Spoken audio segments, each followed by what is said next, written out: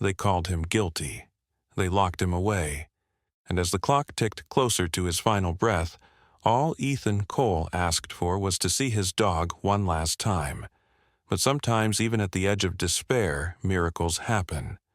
One golden heart, one loyal soul would stand against injustice. This is not just a story of survival. It's a story of a dog who saved a man's soul when the world had given up. Stay until the end, because faith, love, and a golden promise can rewrite fate itself. The morning mist hung thick over Asheville, North Carolina, cloaking the ancient oaks and cobbled streets in a shroud of pale gray. The Blue Ridge Mountains loomed like quiet sentinels beyond the haze, their peaks softened by the low-hanging clouds. In the heart of the city, the Asheville State Prison rose like a somber monolith, its high stone walls slick with dew, the iron gates yawning open and closed with the heavy rhythm of finality. Inside, the air tasted of metal and mildew, the fluorescent lights flickering with an indifferent hum.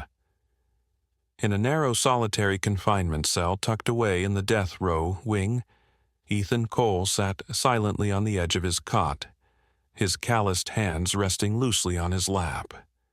At 35, Ethan's face bore the sun-kissed hue of someone who had spent most of his life under open skies. His light brown hair, once thick and untamed, now curled wearily around his temples, and his faint stubble shaded the sharp lines of a jaw that once smiled easily, but now held only exhaustion. His build was still strong, broad shoulders tapering to a lean waist, remnants of his years as a firefighter before tragedy upended his life. His light blue eyes, once brimming with warmth, stared hollowly at the wall, their brightness dimmed by years of wrongful imprisonment. The room around him was stark. No photos, no books, just a thin mattress, a steel toilet, and a single flickering bulb overhead. The clank of a distant door echoed down the hall, each metallic groan carving into the stillness. Ethan turned his head slowly, the iron cuffs on his wrists rattling with the motion. Today was supposed to be his last full day alive. A knock at the door broke the heavy silence. Officer Harold Dunn, a burly man in his 50s with thinning gray hair and a heavy-set frame, stood behind the reinforced glass. His uniform, slightly rumpled at the edges, bore the weight of years in service, and though his demeanor remained professionally neutral, there was a flicker of pity in his dark eyes. "You have a visitor," Dunn said gruffly, his voice muffled by the thick door. "Phone call, warden's orders." Ethan blinked slowly, then rose, chains clinking. He shuffled toward the door where Dunn unlocked the heavy bolts and escorted him down the hall. The air grew colder as they moved the mist outside, leaking through the cracks of the aging prison. They entered a small room lined with empty chairs, and a single secured phone bolted to the wall. Dunn nodded once, then stepped outside to give him privacy. Ethan picked up the receiver, the cool plastic foreign against his ear after so long. "This is Ethan Cole," he said, his voice gravelly from disuse. On the other end, the voice of Warden Patrick Sloan answered. Sloan was a man of rigid principle, standing over 6 feet tall with graying hair, meticulously parted to the side, and a sternness carved deep into his rugged features. At 55, his reputation for fairness and his hidden compassion for lost causes made him an anomaly among wardens. "Mr. Cole," Sloan said, his tone tight but not unkind, "you filed a last request yesterday. You asked to see your dog, Sonny." Ethan closed his eyes briefly, a flicker of longing cracking through his hardened shell. "Yes, sir, that's all I want." Sloan hesitated. "It's not protocol. Animals aren't permitted beyond the gates. But," a breath heavy with resignation, "I've sent a call to her caretaker. We'll see what we can arrange." A sliver of hope pierced Ethan's chest so sharp it hurt. "Thank you, sir," he whispered. Without another word, the line went dead, and the guard returned to escort him back to his cell. Ethan walked silently, the faint echoes of his shackles sounding like a funeral dirge down the endless gray corridor. Across the misty town, in a modest veterinary clinic on the edge of Asheville, the phone rang sharply, slicing through the early morning quiet. Claire Monroe wiped her hands on her apron and reached for the receiver. Claire was a woman of grace and quiet strength, 32 years old, with long chestnut-brown hair, usually tied in a low ponytail, and vivid green eyes that seemed to see both the pain and the potential in every living thing. Her slim figure, clothed in a simple navy blouse and khaki slacks, moved with an easy gentleness born from years of healing wounded creatures. "Dr. Monroe speaking." She answered, her voice steady, though tinged with fatigue from a night of restless sleep. "This is Warden Sloan from Asheville State Prison," the voice said crisply. "We're calling regarding Mr. Ethan Cole's final request." Claire stiffened the breath, catching painfully in her throat. She hadn't heard Ethan's name spoken aloud in over 4 years. Memories flooded in warm afternoons at the dog park. Ethan's laughter as Sonny chased after a frisbee whispered promises made under starlit skies before the world turned cruel and upside down. "He wishes to see his dog, Sonny." Sloan continued, "You're listed as her current guardian." Claire swallowed hard, glancing toward the corner where Sonny lay on a cushioned bed, her glossy golden fur catching the morning light filtering through the window. The golden retriever, now 4 years old, lifted her head at the sound of her name, her warm brown eyes watching Claire with quiet trust. Sonny had been a beacon for Claire after Ethan's imprisonment, the last golden thread tying her to a life that had once been full of dreams. In the darkest moments, Sonny's unconditional love had kept her from collapsing entirely. "I'll bring her," Claire said, her voice trembling, despite her efforts to remain composed. "You'll need to arrive within the next few hours." Sloan instructed, "We have strict timelines, I'm sorry." Claire nodded, even though he couldn't see her. "We'll be there." As she hung up the phone, she knelt beside Sonny, burying her fingers in the dog's thick, silky fur. Sonny thumped her tail, once sensing Claire's shifting emotions, her body quivering with eagerness to move. "Ready for a ride, girl?" Claire whispered, blinking away tears. Sonny leaned into her touch, offering silent, steadfast comfort. In the distance, the mist was beginning to lift, revealing the sleepy town waking up to another uncertain day. Claire grabbed Sonny's leash, and with trembling hands prepared herself for a journey she never thought she would have to make, one that might end in goodbye or in a miracle she barely dared to hope for. Outside, the streets of Asheville glistened with the sheen of mist turning into dew, the trees dripping slow, heavy drops onto the sidewalks. The world felt suspended between sorrow and hope, as if the universe itself was holding its breath. And somewhere beyond the gray walls of the prison, Ethan Cole sat alone, with only a memory of golden fur and the ghost of laughter once shared, holding on to a thread of faith thinner than the mist curling over the hills. The mist still clung to the narrow streets of Asheville when Claire Monroe locked the door of her small apartment. Sonny at her side, the golden retriever's golden fur shimmering faintly under the weak streetlights. Claire wore a simple dark green hoodie and faded jeans, a hurried choice that offered little protection against the lingering dampness of the early morning air. Her chestnut hair was tied hastily into a low ponytail, and her green eyes, usually so vibrant, were dulled with apprehension. Sonny, sensing the tension radiating from her human, walked closely, her head brushing Claire's leg. As they approached the battered old pickup truck parked by the curb, Claire opened the passenger door, and Sonny, graceful despite her size, leapt inside with a soft thump. The dog settled immediately, her brown eyes locked on Claire, tail thudding lightly against the worn seat. Claire hesitated for a breath, staring up at the faint outline of the mountain silhouetted against the misty sky. then climbed into the driver's seat and started the engine, its low rumble cutting through the stillness like a promise. They pulled away from the curb, the truck's tires hissing against the wet asphalt, weaving through the sleepy town that was only just beginning to stir.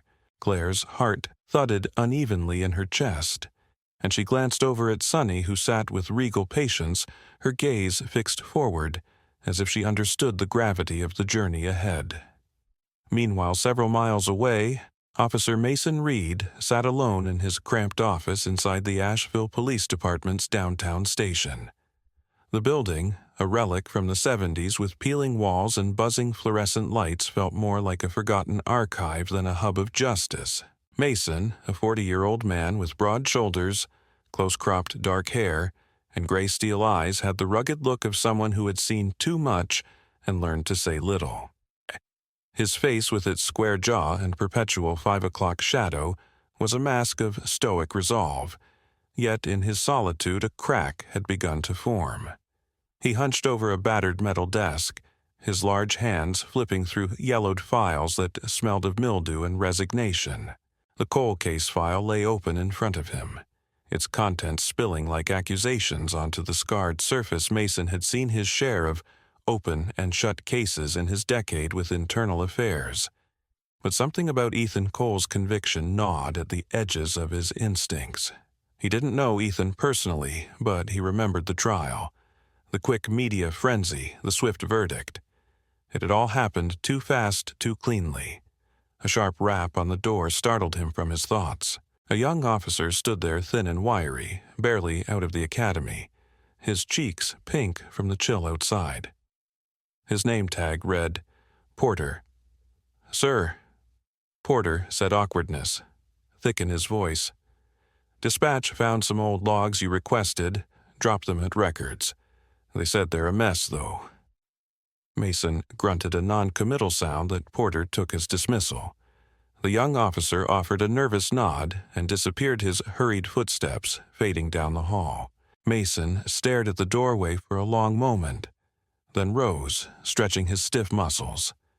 He grabbed his coat, a battered leather thing that had weathered more storms than he cared to count, and made his way toward the basement records room. The air grew colder with every step downward, the concrete walls sweating moisture that smelled faintly of rust. The records room was a forgotten tomb of misfiled paperwork and broken promises. Mason switched on the dim overhead bulb and began the slow, methodical process of sifting through the chaos.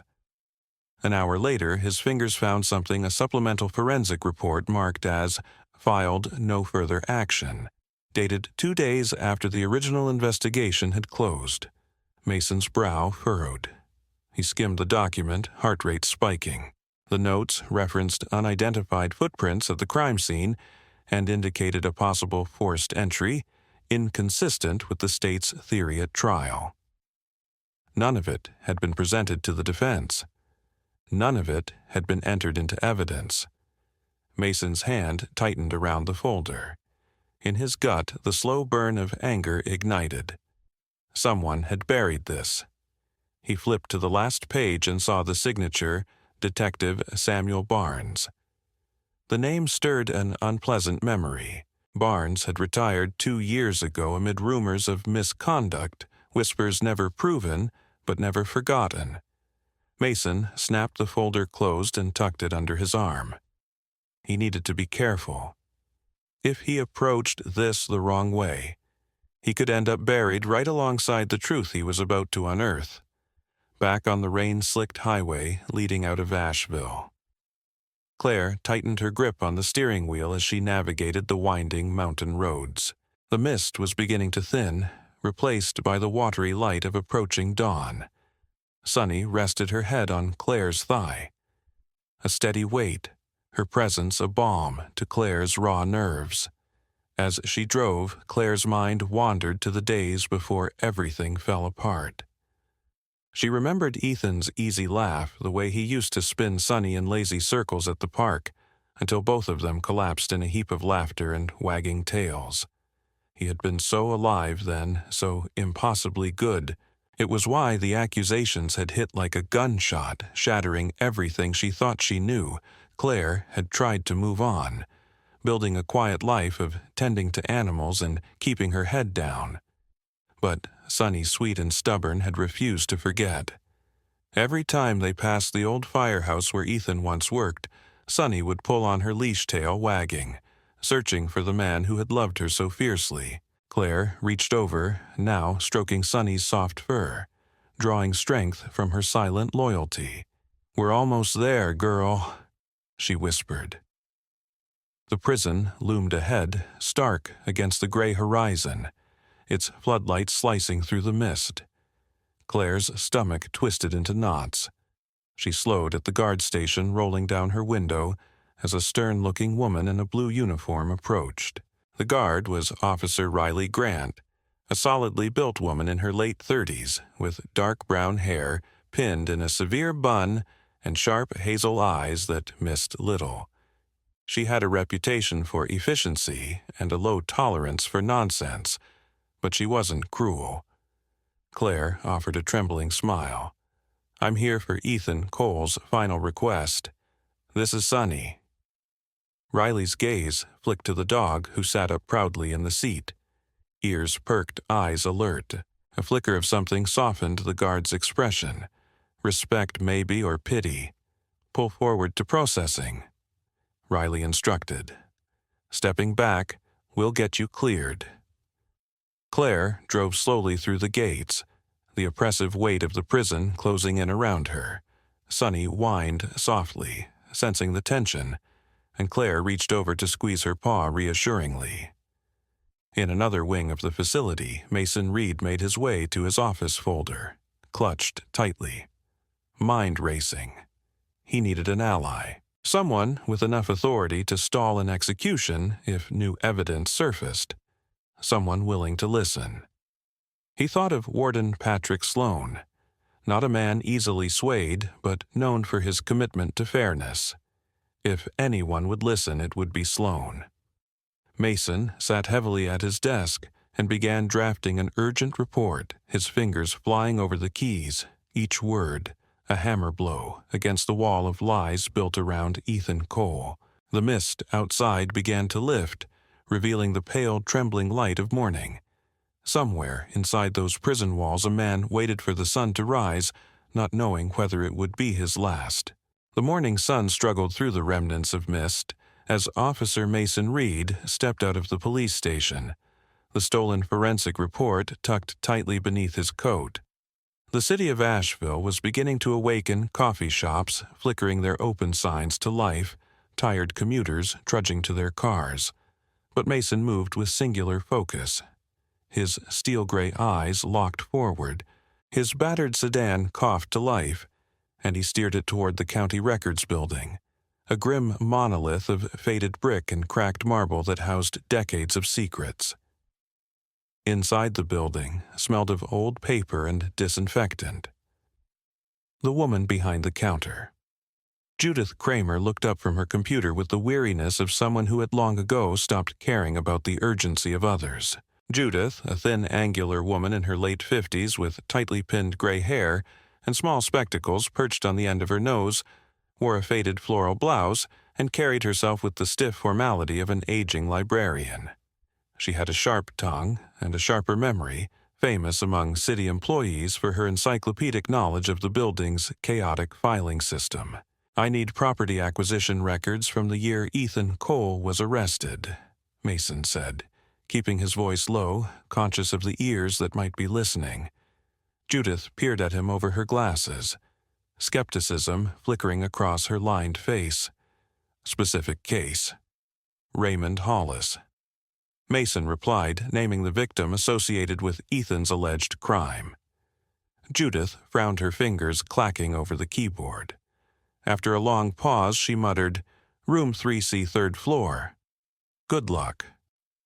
Mason thanked her and climbed the creaking staircase to a narrow corridor lined with rusted filing cabinets. Dust motes floated lazily in the stale air. He flipped through drawers until he found the section he needed: deeds, sales foreclosures. It didn't take long for something peculiar to jump out at him.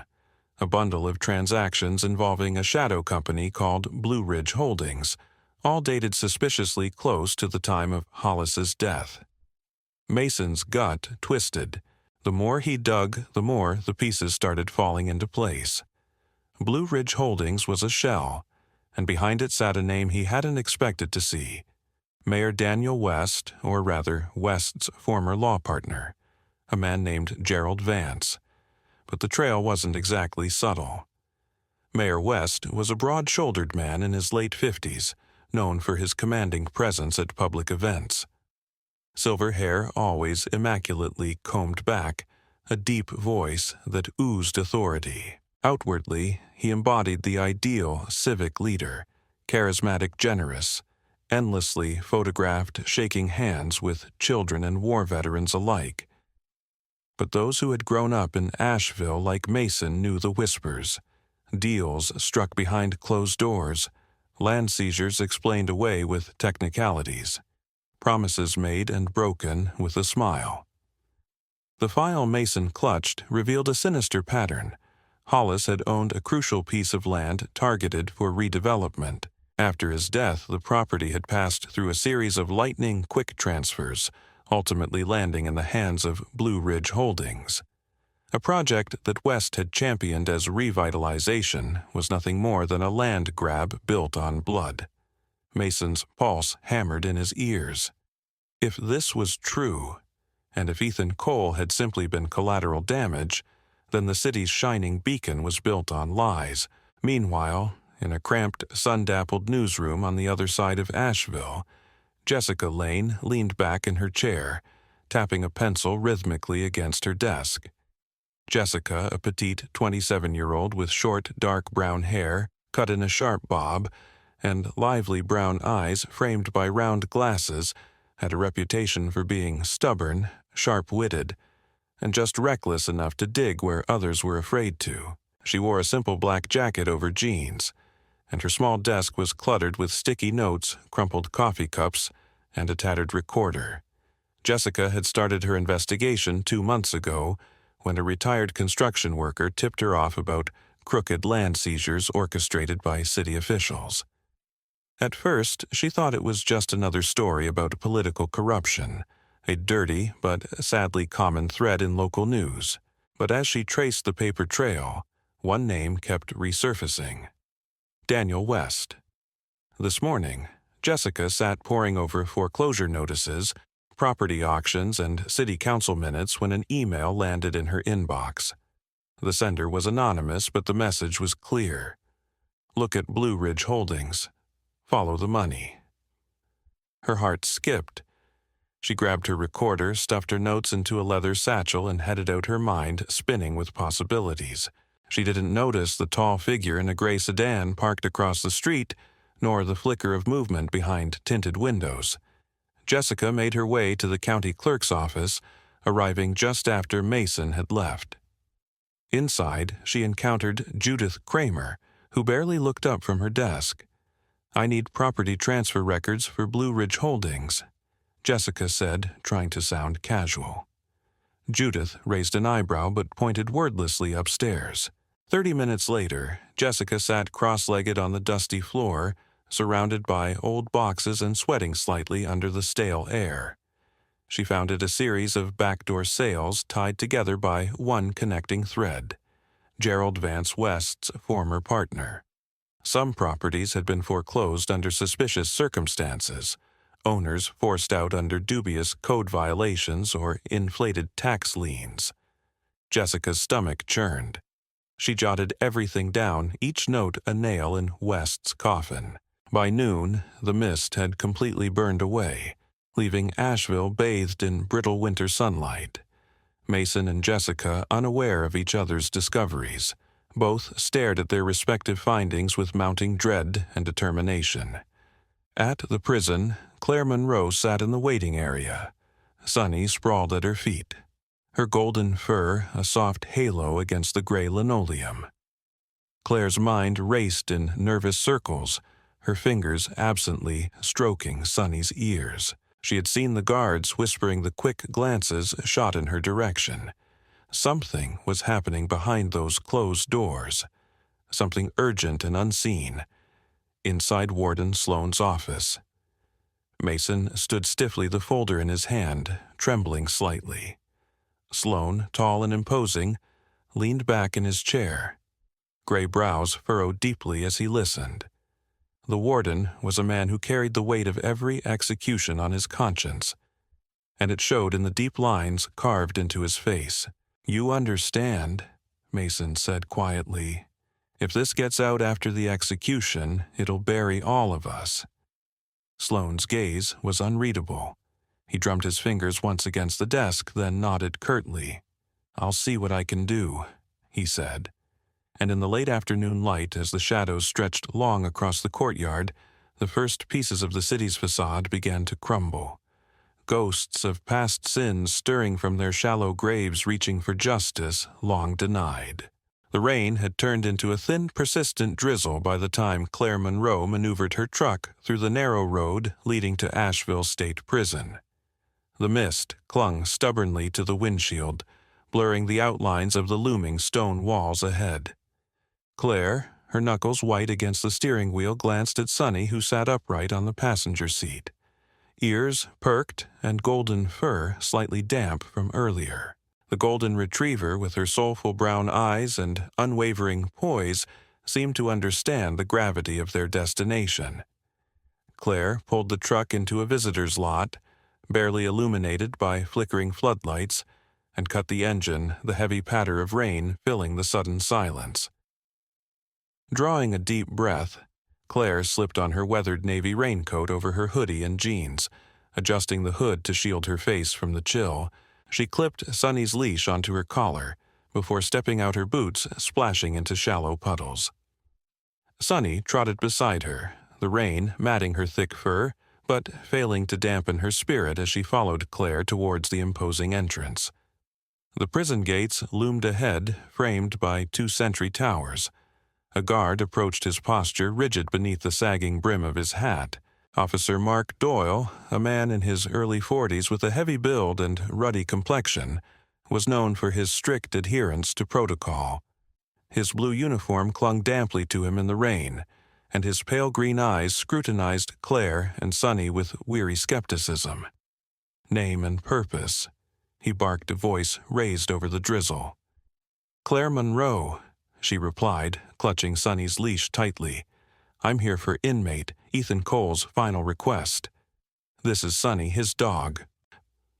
Doyle frowned, wiping water from his brow with a gloved hand. "Animals aren't allowed past the perimeter without authorization," he said, automatically.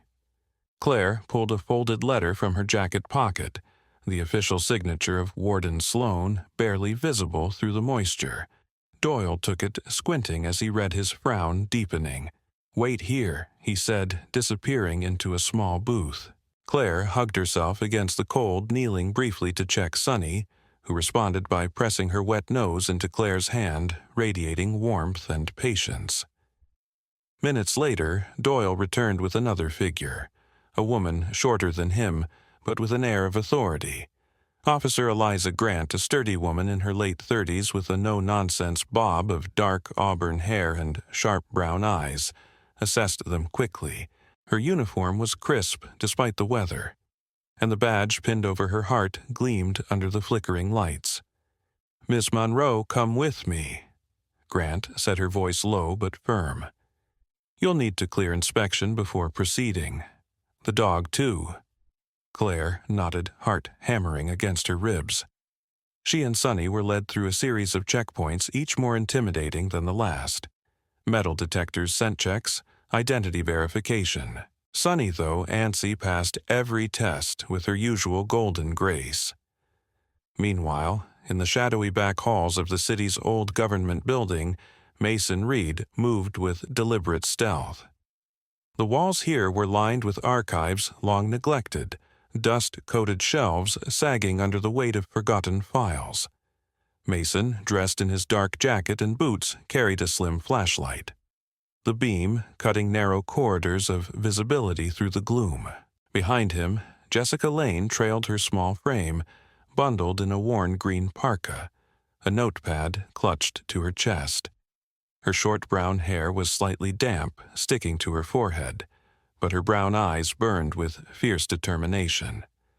Jessica's nature was relentless once she sensed injustice, driven not by ambition, but by a raw need to right what was wrong. "We're looking for municipal clearance orders," Mason whispered, scanning the old wooden plaques that labeled the stacks. Jessica nodded, flipping through her notes. These properties tied to Blue Ridge Holdings. The evictions were too fast. If we find discrepancies, it proves systemic corruption. Together, they sifted through the brittle records, the smell of old paper sharp in their nostrils. Jessica's fingers trembled slightly, not from fear, but excitement, as she uncovered a ledger book listing property seizures. She pointed at a set of entries marked with hasty signatures and unusually large gaps between dates. "These were rushed?" Jessica murmured. "Look at this: forced evictions after minor code violations, fines inflated by city inspectors." Mason scanned the pages grimly. "Find me anything that links it back to West," he said. "That's our golden ticket." Their search yielded more than they hoped. In an unmarked folder near the bottom of a cabinet, Jessica discovered correspondence between Gerald Vance and Daniel West, discussing streamlining property transfers to prepare sites for urban revitalization projects. Some letters hinted at payments, consulting fees that smelled of bribes disguised under bureaucracy. "Got you," Jessica whispered, snapping photos with her phone. Back at the prison, Claire and Sonny were finally escorted into a small waiting room adjacent to the death row wing. The walls were sterile white, the air heavy with disinfectant and an oppressive silence. Claire sat in one of the hard plastic chairs, her hands trembling around Sonny's leash. Sonny sat obediently beside her, panting softly, her brown eyes scanning the unfamiliar space with a mixture of caution and trust. A tall figure appeared in the doorway. Chaplain Nathaniel Briggs, a man of about 60 with thinning silver hair and kind weathered eyes. He wore a simple black clerical shirt and dark slacks, his presence radiating quiet compassion. Briggs was known within the prison for his unwavering dedication to offering comfort without judgment, a calling that had etched lines of sorrow into his gentle features. "Miss Monroe," he greeted softly, "I'll stay with you and Sonny until Warden Sloan clears the next step." "Thank you," Claire managed to say. As they waited, Claire thought of Ethan sitting alone in some cold cell, unaware she was here. She wondered if he dared to hope, if he even believed anyone would answer his last wish. Sonny shifted and whined quietly, sensing her distress, and Claire leaned down to bury her face in the dog's warm, rain-damp fur. Mason and Jessica, meanwhile, exited the archives into the gray, afternoon hearts pounding with the weight of what they had uncovered. They hurried to Mason's car, where he carefully placed the folders into a waterproof bag. "We need to get this to someone who can act," Jessica said breathlessly. "Fast." Mason nodded grimly. "Sloan. He's our best shot."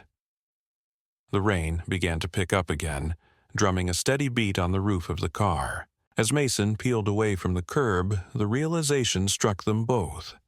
The noose around Ethan Cole's neck was tightening with every tick of the clock, and now they were racing not just for his life, but for the soul of a city that had chosen convenience over truth.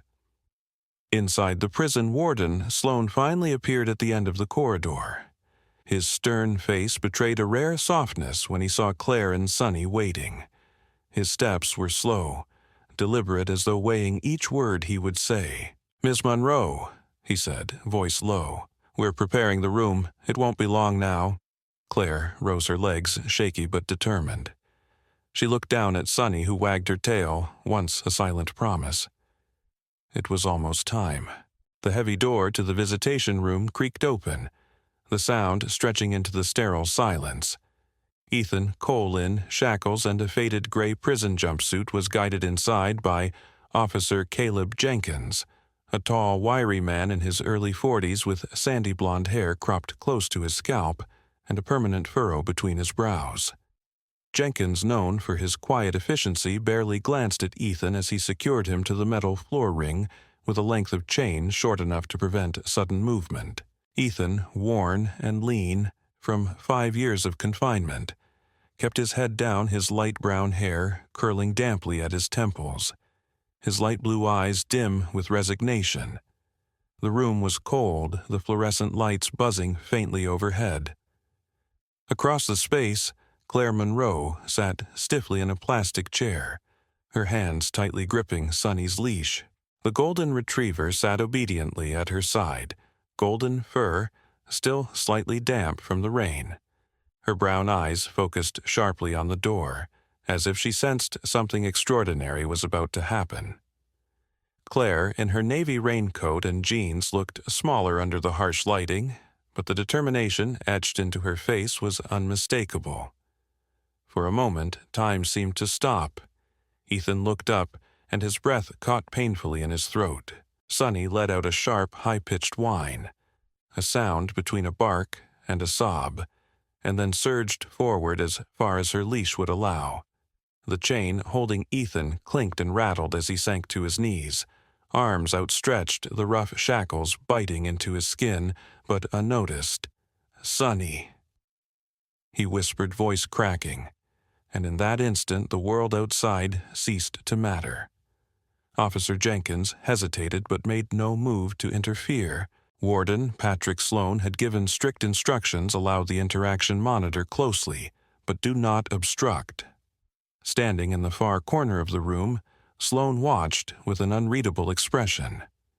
The tall, broad-shouldered warden wore his Navy uniform as neatly as ever, but there was a tightness around his mouth, a tension in the set of his deep brown eyes, as if witnessing something that tested the very core of his convictions. Sonny pressed against Ethan, her tail whipping furiously, her whole body trembling with happiness. Ethan buried his face into her rain-slicked fur, his hands gripping her like a man clinging to the last solid thing in a crumbling world. Tears streamed freely down his face, carving tracks through the grime and exhaustion. Claire pressed a hand to her mouth, blinking back her own tears. She had imagined this reunion countless times, but nothing could have prepared her for the raw emotion spilling across the room. For several long minutes, no one spoke. Finally, Warden Sloan cleared his throat and stepped forward, his heavy boots echoing against the floor. He stopped a few feet away, his gaze not unkind. "Mr. Cole," he said, voice steady but soft, "you still have the right to final words, final acts. However, new information has been brought to my attention this morning, information that casts doubt on your conviction." Ethan stiffened his hand, still resting on Sonny's back. He looked up, blinking rapidly. "I've authorized a temporary stay of execution." Sloan continued, 48 hours. During that time, an independent review of the new evidence will be conducted.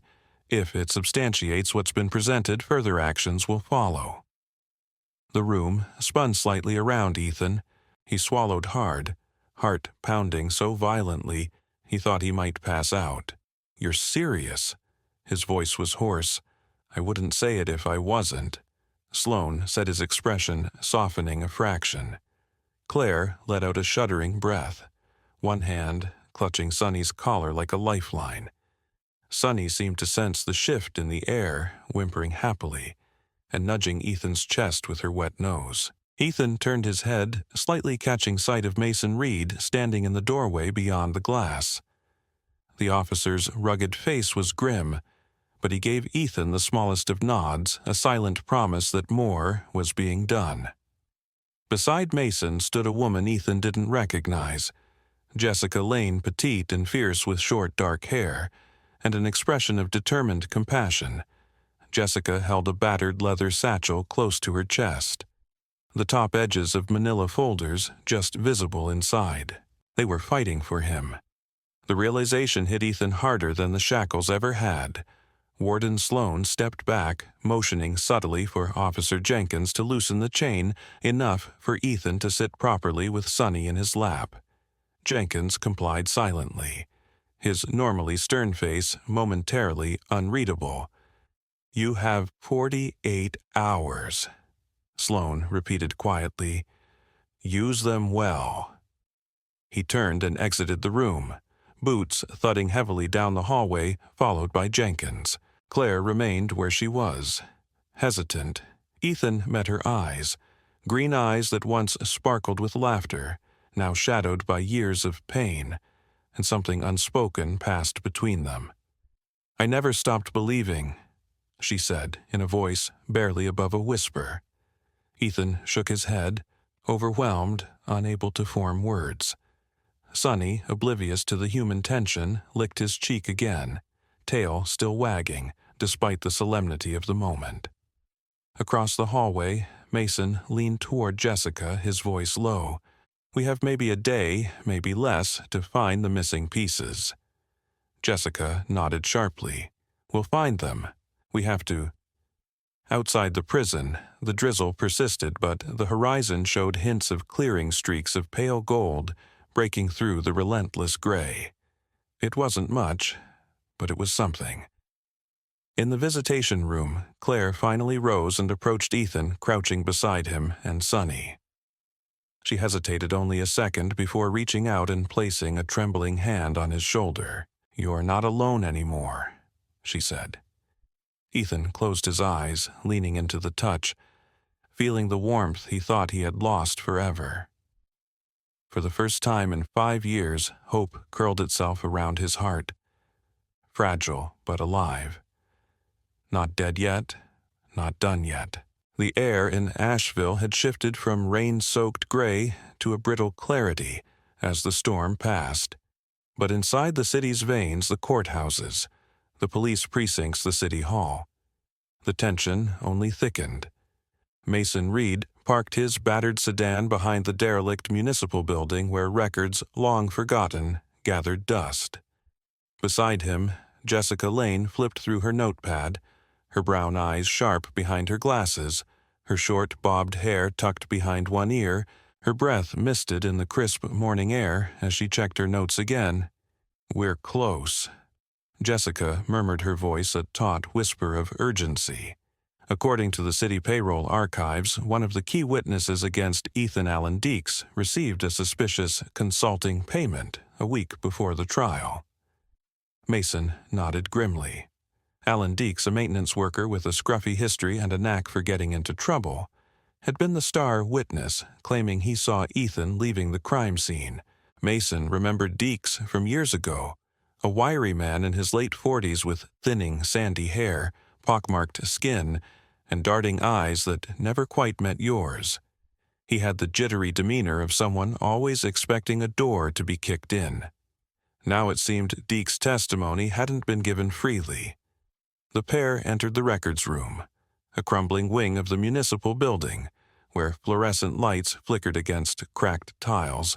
A thin, balding clerk named Walter Sims, his face pinched and cautious, handed over a worn folder with trembling fingers. Sims was a nervous man pushing 60 with horn-rimmed glasses, perpetually sliding down his narrow nose and a perpetual smell of antiseptic clinging to him. Known for his obsessive attention to procedure, Sims hated trouble, which was why he whispered when he spoke. "Don't tell anyone you found it here," he muttered, glancing nervously over his shoulder. "Some files just vanish when people start asking the wrong questions." Mason gave him a curt nod and opened the folder. Inside were expense reports detailing a large undocumented payment to Deeks labeled consulting fees, urban development logistics. It was clearly a payoff hidden just clumsily enough that no one who didn't look for it would find it. Jessica snapped photos rapidly with her phone. "This is it," she whispered fiercely. "We get this into Sloan's hands, and maybe Ethan gets a real shot." As they turned to leave, Mason's phone buzzed, a text from Claire. "Come to the prison. I found something. It's big." Mason showed the screen to Jessica. She raised an eyebrow, excitement flashing across her face. "Let's move." Back at Asheville State Prison. Claire sat in a small administrative office, her raincoat slung over the back of her chair. The room was sparsely decorated filing cabinets, a battered metal desk, a humming desktop computer from another era. Sunny lay curled loyally at her feet, her golden fur gleaming under the sterile fluorescent lights. Ears perked, Claire had spent the last hour talking her way through layers of prison bureaucracy, tapping into old acquaintances from her veterinary work with K-9 units. Finally, she had been granted access to a dusty archive of old security footage, backup tapes stored on a server nobody remembered to clean. Now, on the ancient monitor in front of her, she replayed the night of the crime. At first, nothing stood out, the grainy footage of a street outside a rundown motel, shadows moving through the mist. And then there, time-stamped 30 minutes before the time of death, Ethan Cole stood clearly visible, locking up the firehouse 2 miles from the crime scene. The video was grainy, but undeniable. Ethan was nowhere near the victim's apartment when the murder happened. Claire stared at the screen, heart hammering. It was the proof they needed. The door opened, and Warden Sloan stepped inside, his uniform pristine, even after hours of crisis management. His square shoulders were tight with tension, but his deep brown eyes flickered with curiosity when he saw Claire's expression. "I found something," Claire said, her voice trembling. Ethan couldn't have been at the scene. This proves it." Sloan approached, his heavy boots silent on the worn linoleum. He peered at the screen, his face darkening as he absorbed what he saw. "Can you export that file?" he asked. Claire nodded quickly. "Already done," she said, holding up a flash drive. Mason and Jessica burst into the room minutes later, both slightly breathless from their dash through security checkpoints. Mason's face was grim, his gray eyes cutting straight to the heart of the matter. "We have proof Alan Deeks was paid off." He announced, "It's all here." Jessica, still catching her breath, added, "And the payments trace back to Mayor West's Urban Development Fund." Sloan straightened, the gravity of the situation settling over him like a cloak. He took the flash drive from Claire and the files from Mason, his jaw tightening as he absorbed the enormity of what they were presenting.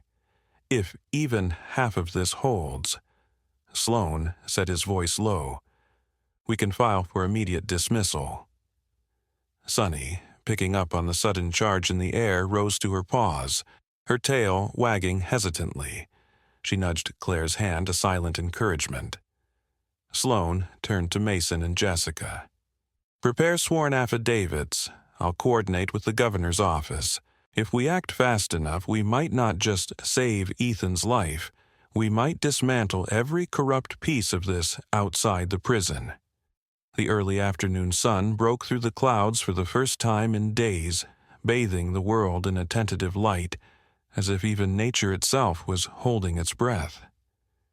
Inside, Ethan Cole sat on the edge of his bunk, Sunny's old collar in his hand, a small memento Claire had sneaked to him in defiance of strict rules. In his other hand, he held the threadbare hope that perhaps, just perhaps, the noose tightening around his life was finally starting to loosen. For the first time in 5 long years, the line between life and death blurred, not into darkness, but into possibility. The sky over Asheville darkened once more, heavy clouds rolling in, as if the heavens themselves prepared to witness something sacred.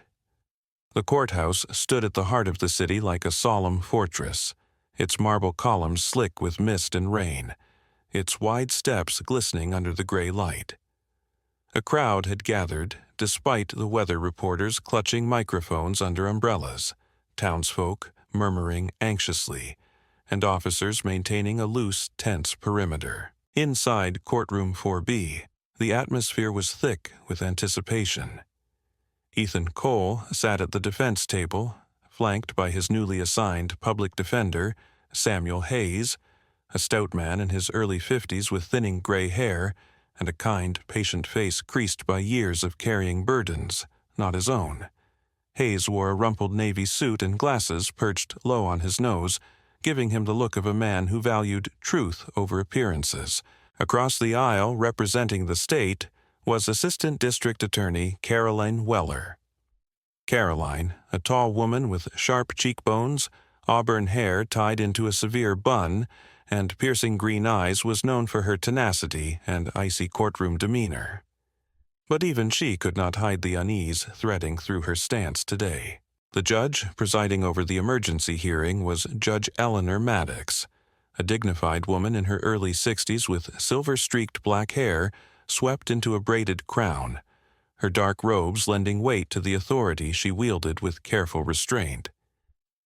Judge Maddox was known for her uncompromising standards and a reputation for sniffing out injustice like a bloodhound. The courtroom fell silent as Judge Maddox entered her steps, deliberate her gavel striking once against the bench with a sharp crack. This emergency session is convened to address serious allegations regarding wrongful conviction and official misconduct in the case of the state of North Carolina versus Ethan Cole. She said, her voice even but resonant. "Mr. Hayes, proceed." Hayes rose, his voice steady despite the tension.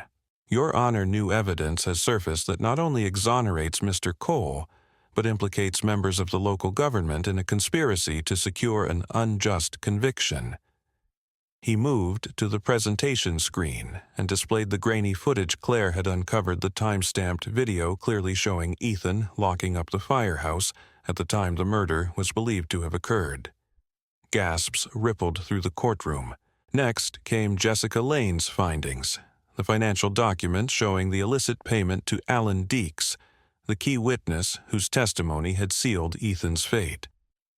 Mason Reed sat at the back, arms crossed tightly, his rugged face unreadable, but his eyes gleaming with fierce satisfaction. Then the final blow, an affidavit from Walter Sims, the nervous clerk, who had risked his job to confirm the tampering of records, verifying that Mayor Daniel West and his associates orchestrated the suppression of evidence to facilitate illegal land acquisitions. Caroline Weller's face paled as she reviewed the documents, her fingers tightening around her pen until her knuckles whitened. She rose slowly. "The state concedes that the conviction of Mr. Cole cannot stand under these revelations," she said, voice strained. "We join the defense in moving to vacate the verdict immediately." Judge Maddox nodded solemnly. "Motion granted. The conviction of Ethan Cole is hereby overturned. All charges dismissed with prejudice." The gavel struck again, but this time it sounded like a clap of thunder breaking open the skies. Cheers erupted from the gallery, Claire among them pressing a trembling hand to her lips. Sonny barked once, a clear, joyous sound that cut through the tension like a sunlight breaking through storm clouds. Ethan sat frozen for a moment, then bowed his head, shoulders shaking with silent sobs. Claire rushed forward, heedless of protocol, and threw her arms around him. Sonny bounded toward him, paws clattering against the polished floor tail, a golden blur of happiness. In the chaos, Judge Maddox called for order, but her stern face softened as she watched the reunion unfold. Across town, under the growing roar of a scandal breaking open, Mayor Daniel West was led out of his office in handcuffs by federal agents. The once proud man, his silver hair plastered to his scalp from the rain, kept his chin high, but the cracks in his mask were visible. Around him, reporters shouted questions he did not answer, their cameras flashing like lightning in the gathering storm. Outside the courthouse, the rain came harder, cold, and pure. Claire, Ethan, and Sonny stepped into it together, the crowd parting instinctively to let them pass. Reporters surged forward, but Mason Reed held them back with a glare and a terse shake of his head. Ethan lifted Sonny into his arms, despite the awkwardness of her weight burying his face in her damp fur. The golden retriever licked his cheek enthusiastically, tail wagging as if she could chase away every shadow still clinging to him. Claire stood beside them, one hand on Ethan's shoulder, the other wiping rain and tears from her face indiscriminately. For the first time in 5 years, Ethan Cole breathed air as a free man. He tipped his head back, letting the rain wash over him, soaking his prison-issue shirt, his scars, his battered hope. And still he stood around them. The city trembled. Politicians scrambled stories, rewrote themselves. But in that sacred rain-soaked moment, none of it mattered. Sonny barked again, and Ethan laughed a sound so raw and beautiful that it seemed to echo against the courthouse walls. He was free, and justice long delayed had finally come home. The morning sun rose gently over the rolling fields outside Asheville, casting golden light over the modest farmhouse that now stood as a symbol of rebirth. The mist from the earlier rain still clung to the tall grass, making the landscape shimmer like something out of a half-remembered dream. In front of the house, a newly erected wooden sign swayed slightly in the breeze. Golden Haven. Rescue, recovery, redemption. Ethan Cole stood barefoot on the porch, a mug of coffee warming his calloused hands. His figure, once lean with tension and hardship, had started to fill out again, the healthy bulk of a man reacquainted with purpose. His light brown hair was longer now, brushing the collar of his faded blue shirt, and his blue eyes, once dulled by confinement, reflected the clear morning sky with startling brightness. Beside him, Sonny lounged on the porch steps, her golden coat catching every ray of sunlight, her tongue lolling happily from her mouth. At nearly 6 years old, Sonny still carried the bright energy of youth, tempered now with the serene wisdom of a dog who had seen the very worst and survived. Her tail thumped lazily against the wood whenever Ethan shifted, unwilling to let him out of her sight, even for a moment. Claire Monroe emerged from inside the house carrying a basket of freshly laundered towels. She wore denim overalls over a soft green t-shirt, her chestnut hair tucked under a wide-brimmed straw hat that cast her emerald eyes into partial shadow. Claire's gait was confident and easy, a stark contrast to the tightly wound woman who had once sat trembling in prison waiting rooms. She had found her grounding here in this place built with calloused hands and stubborn dreams. "Morning," she said, offering Ethan a small radiant smile. He returned it without hesitation, a simple exchange that spoke volumes about the healing they both had undergone. Sonny, sensing the moment, barked softly, and Rosetail wagging furiously, nudging Claire's knee in a silent demand for attention. Claire laughed and bent down, scratching behind Sonny's ears, murmuring affectionately. The farmhouse had been a wreck when they bought it, an abandoned property left to decay after its previous owners lost it to foreclosure. But where others had seen ruins, Ethan had seen salvation. With help from Mason Reed, who had insisted on volunteering every weekend, and Jessica Lane, who documented their progress in heartfelt articles that rallied the community they had slowly resurrected, the land. Mason himself had become a familiar fixture at Golden Haven. Dressed often in worn jeans and heavy boots, his once guarded face had softened, revealing a dry humor and a steadfast loyalty that had perhaps always been there, buried under years of cynicism. Jessica, too, made regular visits, her sharp wit and stubborn energy bringing new ideas for outreach programs and fundraisers. Today, the farm was alive with the joyful chaos of its newest inhabitants. A dozen rescued golden retrievers of various ages and temperaments, each with their own story of heartbreak and recovery. One of the oldest residents was Daisy, a gentle, slow-moving golden with a graying muzzle and clouded eyes who preferred to nap under the oak tree. In contrast, young Scout, a lean, russet-coated pup, barely a year old, spent his days tearing exuberantly across the fields, ears flapping wildly. They had also recently welcomed a more complex case, Max, a 3-year-old golden with a jagged scar across his left flank and a wary, guarded demeanor. It had taken Ethan weeks of patience, sitting quietly beside Max's enclosure, letting the dog approach on his own terms before Max had finally pressed his head against Ethan's hand in tentative trust. The rescue's philosophy was simple: no soul too broken, no past too dark. "Are you ready?" Claire asked, nodding toward the barns where a crowd was beginning to gather. Today marked the grand opening of Golden Haven to the public, a soft launch that Claire had planned meticulously while Ethan focused on the animals.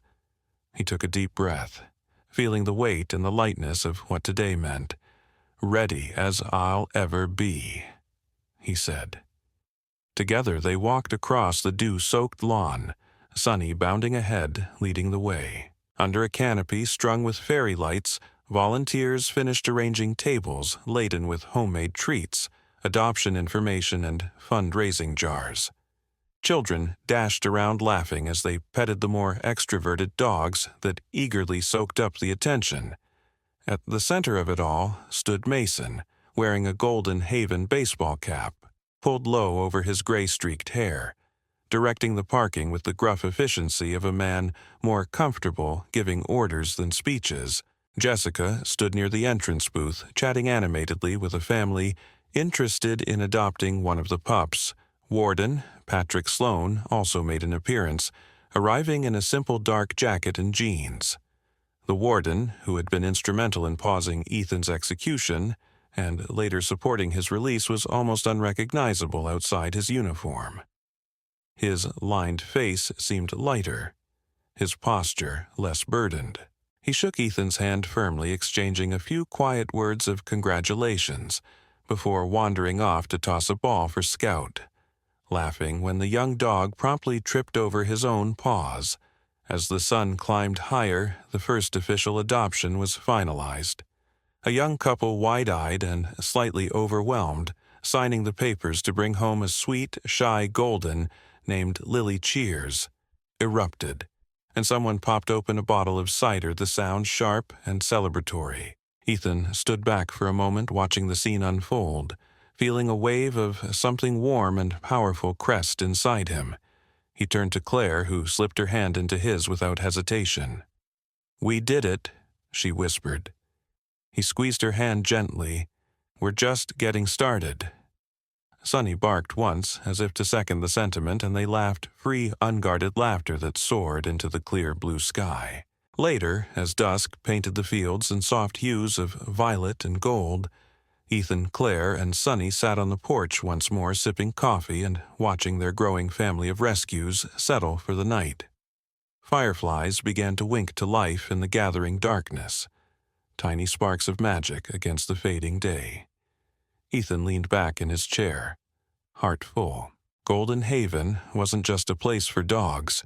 It was a place for people like him, like Claire, like every lost and battered soul who needed to believe in second chances.